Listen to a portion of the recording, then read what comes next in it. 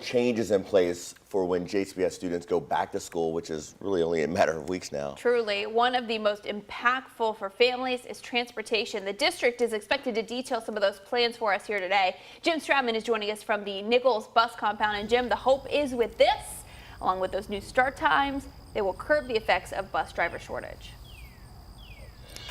That's the plan, Haley. In fact, JCPS officials say that everything goes to plan. Those bus routes will drop from 730 a year ago down to 600 this year. And while that won't fix the problem, it will go quite a ways to trying to help bus drivers get students to school on time. Now, you also mentioned those new smart start times, which are going to be implemented at the beginning of this school year. Officials say that that will also help to cut down on the driver shortage issue that we've been dealing with for years here in Jefferson County. Now, the district, of course, is introducing 8 new start times for K through 12 students this year, all ranging from 7:40 in the morning to 9:40. Now, that's been a controversial topic amongst some parents, some saying that it's going to disrupt schedules and really make it harder to get students to school or to the bus stops on time. Now, one other tool that actually went live this week that might help you out a little bit if you're one of those parents is the Bus Finders tool. That actually live right now. You're looking at it on your screens. All you need to do is type in your street address, select the school that your student is going to, and then the finder will show you what bus your student will take, where that bus stop is, and what time that bus should arrive, both morning and afternoon. Now, you may be able to read a little note underneath that map there. It says that the bus finder does not guarantee a safe walking path to or from that bus stop. So that is one thing that parents will have to account for, is making sure that their students do get to that bus stop safely and on time. Now, we are planning on hearing more directly from Dr. Marty Polio a little bit later on this morning on the transportation plan. That news conference is set to start at 10:30 right here at the Nichols bus lot. Haley, Eric. Thank you so much. Again, Dr. Polio is expected to provide details at 10:30 this morning. You can find new info on WHAS 11 at noon and on WHAS11.com.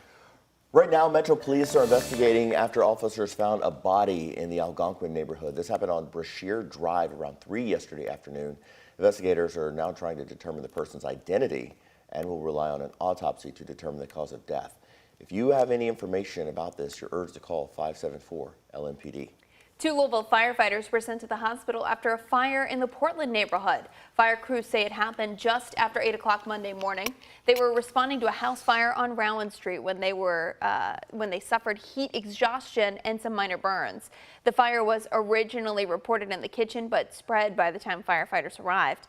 Everyone who lived there got out safely. The arson squad is investigating the cause. New video from our Sky 11 drone is giving us a better look at the damage to a Clarksville motel after it was gutted by fire last weekend. This is what's left, excuse me, of the Best Western there. From above, you can see inside the rooms. You can also see all of that char throughout the motel and the level of destruction. Now, this is what the hotel looked like around 10:40 on Sunday morning when firefighters got to the scene. Fire investigators say it started in one room, then spread through the attic. No injuries were reported. The Indiana Fire Marshal is investigating the cause. Today, the Low-Income Home Energy Assistance Program, or LIHEAP, is going to open applications up. The program is federally funded and designed to help you offset the cost of high utility bills. Individuals or families in Jefferson County at or below 150% of the federal poverty guidelines are eligible for assistance. For a household of 4, that's a gross monthly income of $3,750.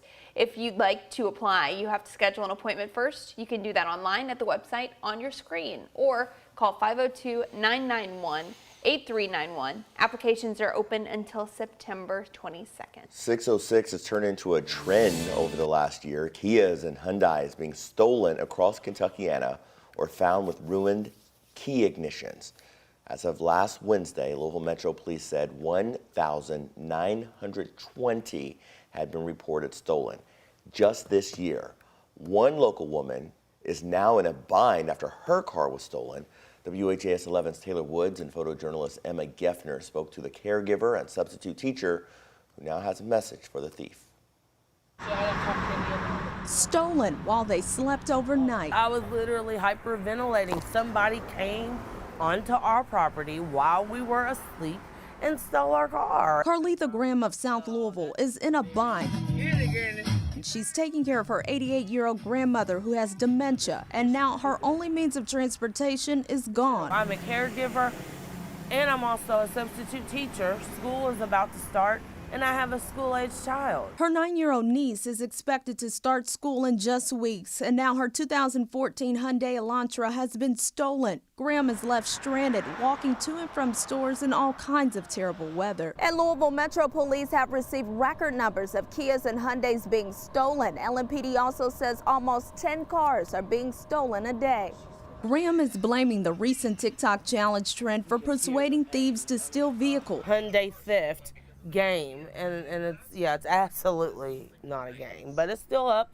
There are several videos showing how to steal a car. Graham's Hyundai Elantra is special to her. It's a car her daughter bought for her 2 years ago, but she has a message for the thief or thieves who stole her car. Bring it back. Even if you don't feel comfortable enough bringing it to my driveway, take it somewhere, dump it, but bring it back. At the end of the day, she is hoping she gets her car back and for her story to help put an end to these stolen vehicles.